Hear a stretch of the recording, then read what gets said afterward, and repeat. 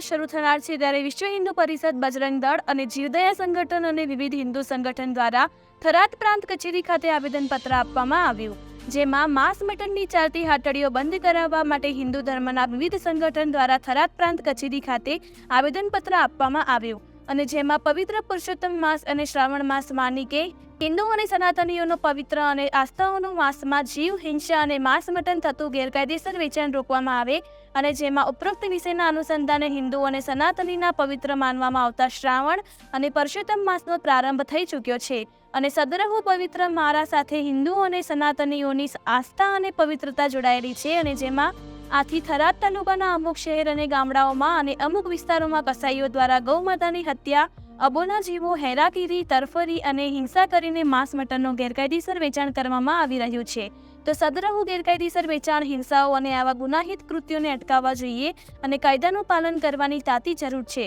કારણ કે આવા અબોલા જીવ, પશુ પક્ષી, પ્રાણી હિંસા થતી હોય અને ગેરકાયદેસર તસ્કરી અને હેરાફેરી અને અબોલ જીવોને થતી હત્યાઓ અને માંસ મટન જેવા ચીજવસ્તુઓ અને ગેરકાયદેસર રીતે યાની કે ખાનગી રીતે ચાલતી હાટડીઓ અને લારીઓ જે જાહેરમાં ગેરકાયદેસર રીતે વેચાણ થતું હોય છે જેવી અમોની આસ્થાઓને અને પવિત્રતાઓને ઠેસ પહોંચતી હોય છે.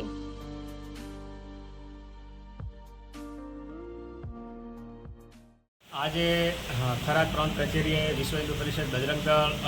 કરણી સેના અને જીવદયા ટીમ અને 18 હિન્દુ સમાજ અહીંયા આવેદનપત્ર આપવા માટે આવ્યા છે. આ આવેદનપત્ર આપ્યું છે તો અમારી માંગ છે કે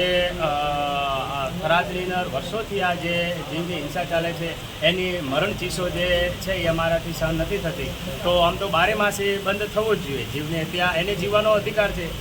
એને પણ જીવવું હોય છે તો જીવ હત્યા ન થવી જોઈએ, 12 માસ ન થવી જોઈએ, પણ એમાંય ખાસ કરીને આ શ્રાવણ માસમાં તો ન જ થવી જોઈએ. એની મરણ ચીસો અમે સહન નહીં કરીએ અને એને ઉપર કાયદેસરની કાર્યવાહી થાય. જેને જીવવું હોય છે બિચારાને અને આ કાયદો હાથમાં લઈ અને પોલીસની ડર વિના કાયદો હાથમાં લઈને અને જે કાયદાને ખંડિત કરે છે અને આ સંવિધાનને જે ખતમ કરી રહ્યા છે અને સર્વ ધર્મનું અપમાન કરી રહ્યા છે, માનવતા ભૂલી રહ્યા છે, એવા ઉપર કડક સરકાર પગલાં લે અને તંત્ર